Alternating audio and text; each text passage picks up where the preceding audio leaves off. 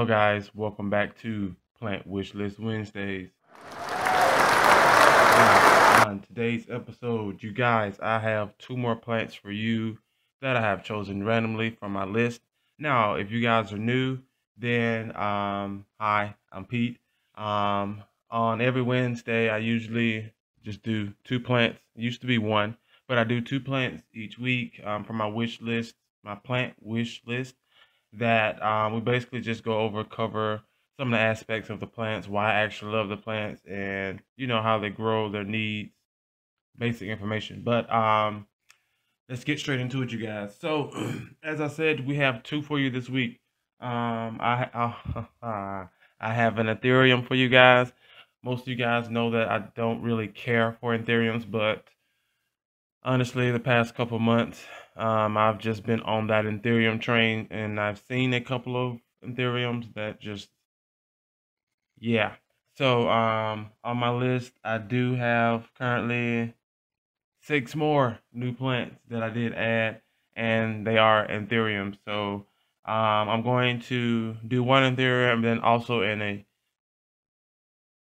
Philodendron. So, let's go ahead and get started, guys. Now, first plant we're going to do is get this Anthurium out the way. You guys, this Anthurium is the Anthurium cardboard or cardboard Anthurium or Anthurium clarinovium. Now, oh my word, I've seen this plant, you guys. Yeah. Now, most of you should know that I do have a basic Anthurium that I've been growing for a while now. I did I think it was a repot or something like that on her. Go check it out. So basically, I bought that plant to see was I was able to actually keep just an Anthurium, period. And I didn't want to spend, a lot of money on um, an Ethereum that I really want, especially now since prices are just sky high. So I decided to, try for something that was fairly easy to find and cheap. And anyway, she's been growing, thriving, bigger leaves. If anything was wrong with her, the most part was fungal, and that is usually certain Anthuriums, if I'm not mistaken, um, my Clarinovium or cardboard Anthurium, they probably I'm getting it mixed up with another Anthurium. One of them like a lot of humidity, and the other one is like basic need, like 60, 70%. Anyway, you guys, those Anthuriums with the lower humidity, well, any plant rather, with those with the lower humidity can cause um, fungal issues or fungal growth or bacteria, whatever. But she's been growing fine, and now I know I'm able to actually get one. Now this one here, as I said before, loves the humidity. If you check out these leaves, you guys, they remind the newer leaves, newer growth. It actually reminds you of a melanochrysum or what else gives you that bronze? It's like a bronze kind of mustardy, goldish color. I don't know how to describe the color on it, but it looks good. Uh, of course, you're noticing from the pictures that most people, kind of like myself, get anthuriums for the actual foliage. And then you also have the people that actually love the flowers as well. And then you also have people who actually just, love making hybrids from these plants. So with me personally, this foliage is spectacular. Now, I do have to dig in a little bit more research on um, getting the actual keep the velvet, not velvet. There's like a pastel color, you guys, on most Anthuriums, especially the ones that have the velvetyness on them. Again, kind of like your melanochrysum or your Mikings or your teddy bear, Tridescanthia, things like that. And I'm pretty sure it has to do with sunlight. Now, I've done, like I said, some research on these guys. They need, of course, your bright indirect sunlight. And of course, they have those spectacular veining, white creamish veining that runs through the plant. And then also, it has that heart-shaped leaf as well. Now, I do know for a fact that this plant is just like your regular um, Anthurium. They don't like too much water, even though they can handle a lot of water. Now, if I'm not mistaken, they're called epiphytes, epiphiliites, something of that nature. Basically, these plants or Anthuriums are kind of like in the family of orchids, I would say. They are found growing on branches and treetops and random things like that. And where the tropical regions where they're located, it rains constantly, but there is a great amount of air circulation. And then also the substrate or whatever it's growing in or on, the roots are very thick, as you can see with just your regular basic Anthurium, and they can dry out very fairly quickly.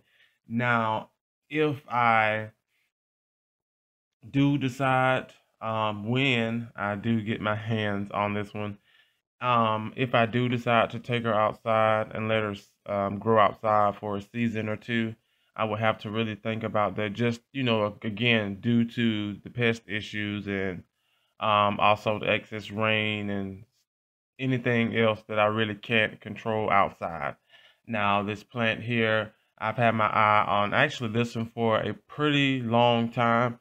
It was one of those plants that it was like, okay, I see you, and that's about it. And as time went on, then I finally, jumped on the Anthurium train, and now look at me. So, yeah, back to this cardboard Anthurium now. You guys, done my research again. The leaves are basically the texture of cardboard. They're thin, and you guys know what cardboard. I mean, it's kind of, I don't want to say rough, but you know what cardboard feels like.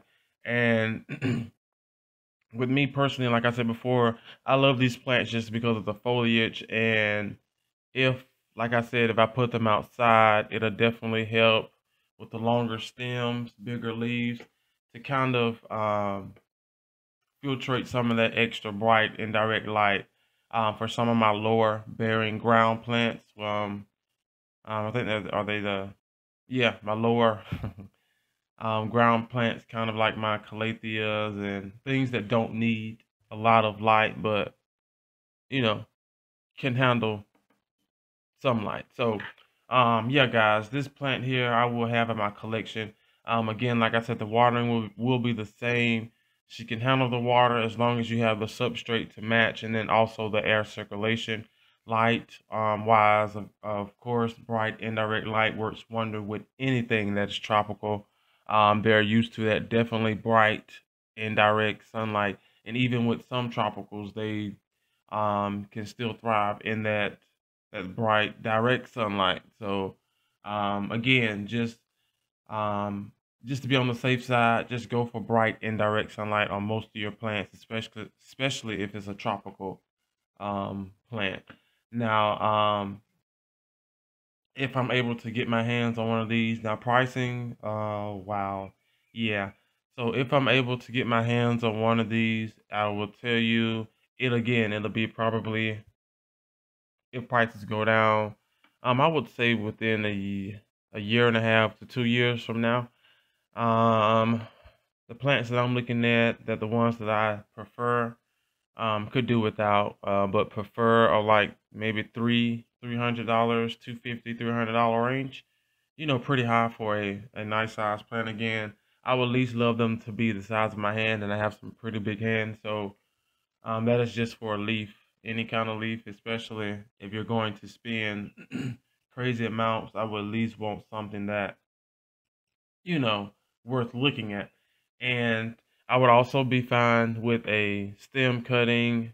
We'll be happy with that if it's gifted, traded, whatever the case may be. And we'll just definitely have to go from there. Like I said before, this plant boom and prices are just sky high. And I know for a fact I will not be able to find this plant anywhere around here no time soon. And I've yet to find any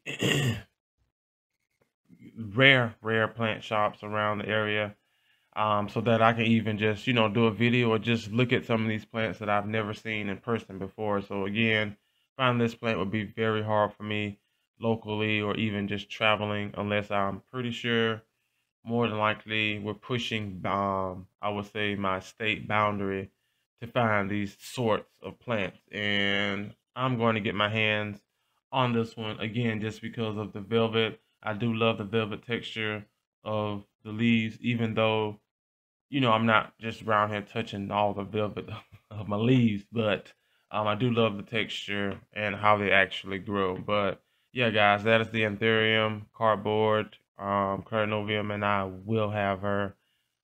Yeah. All right. So next plant, you guys, we have.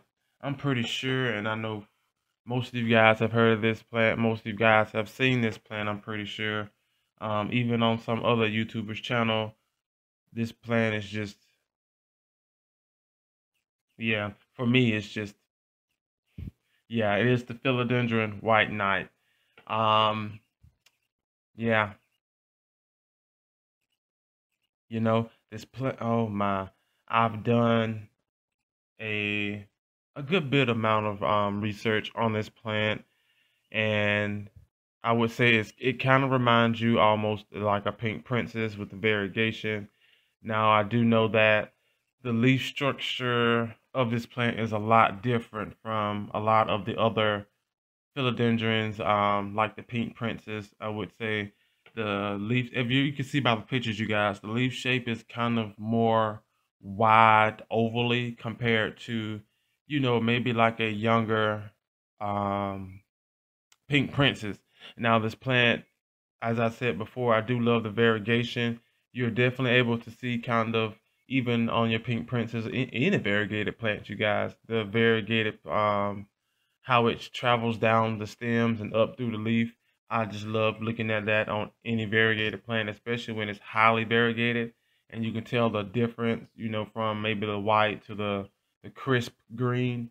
It is just spectacular. So this plant, oh, we're gonna save that pricing towards the end because I don't even want to talk about it. But this plant, you guys, is a very, very attractive species to me. I know most of you guys love that plant as well. Some of you just think it's, just another regular philodendron. And then I also know that there are some YouTubers that are overseas that just have these, just a plethora, just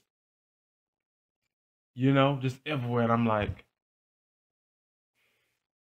the states, we just money thirsty. But anyway, um, this plant again will be treated just like your regular any other philodendron, just like any other regular philodendron.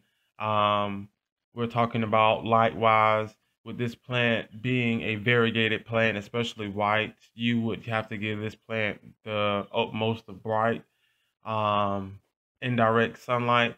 Now, you don't want to give this plant too much light that it actually burns your leaves. And then also you have to keep in mind, since this is a white variegated plant or just white variegated plant, then you have to find that perfect balance of light so that the leaves don't burn, and then also so that the plant doesn't give up on that leaf because it's not quote unquote needed anymore.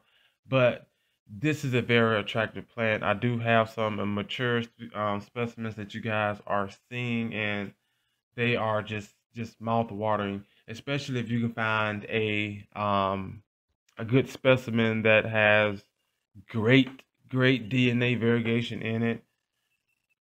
Just oh my.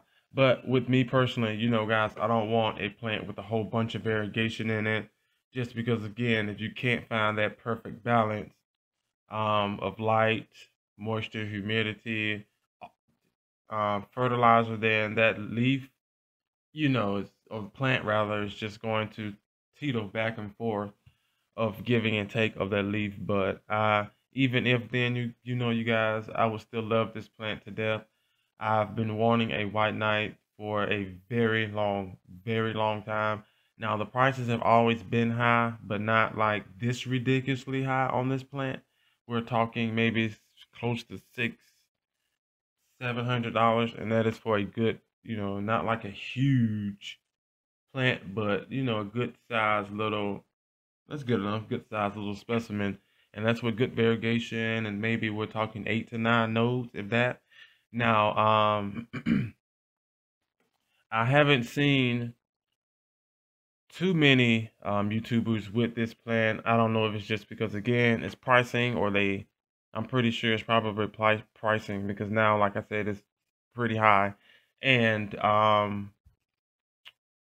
other than not seeing them, these are the ones in the States, you guys. Other than not seeing them, you really don't see too many people with them. But, if I get her when I get her in my collection of not sure when, you guys, just because of course, that is just entirely too much. Even with me loving plants the way I love them to death, I would not spend $800+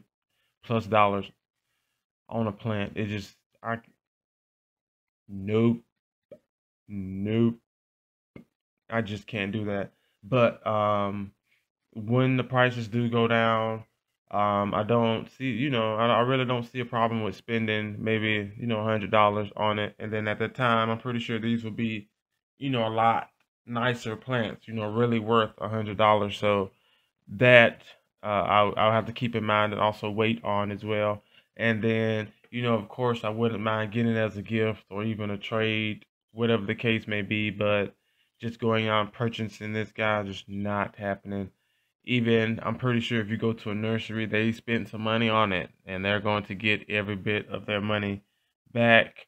Now, you do have some people that are not quite money thirsty, and the prices will still be up on the higher end, but not like an extra $400 on top of, maybe she's selling it for like 250 compared to everybody else who's like at 890. Like, what is going on? So, but yeah, guys, if when I get her in my collection, I will treat her the same, just like any of the rest of my philodendrons. I guarantee you, she will grow inside of a grow tent of mine.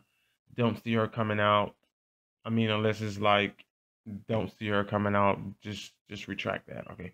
So yeah, she will be growing inside of the grow tent until maybe it's time to chop her and prop her. But we all know that I do love growing my plants up on stakes or poles, or I haven't figured that out yet. Someone let me know what that's called.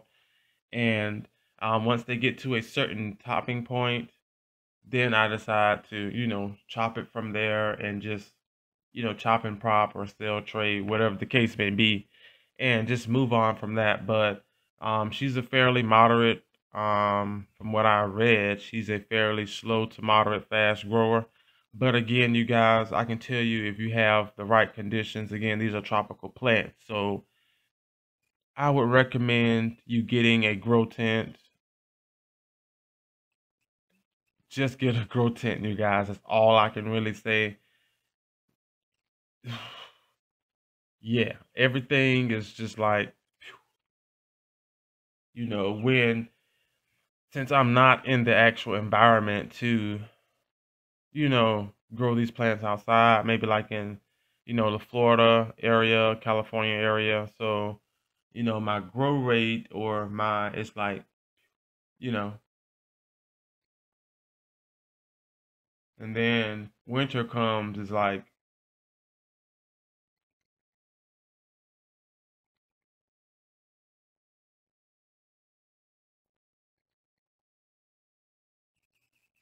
but get your grow tent. I'm telling you guys, from January the 1st to December 31st is like, it's like, what is going on? What is going on? I was not prepared for this.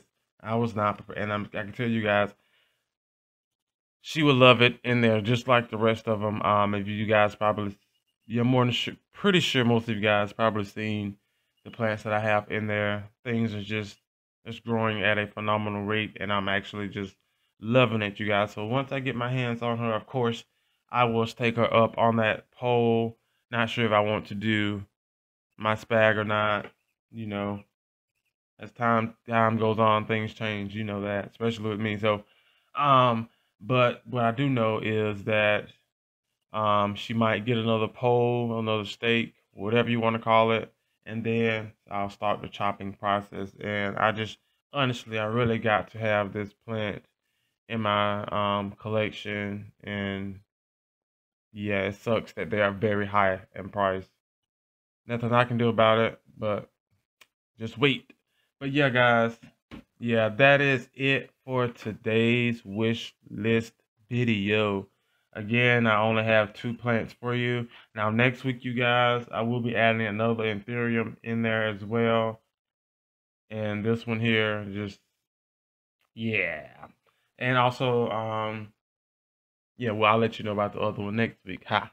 So, yeah, guys, that is it for today's video. Please do me a favor, hit that like button. Also, comment down below. Let me know if you've seen these plants. Maybe some of you guys have these, again, just sitting around in your nursery on clearance. Oh my, that was just, I would probably cry if I see a video on someone making, oh my, they went to a nursery and they're on clearance. They're already cheap. It's like, it's depressing. But yeah, let me know down in the comments, you guys. Maybe some of you guys have these. Maybe you're like me and you have it also on your wish list and wanted it as well.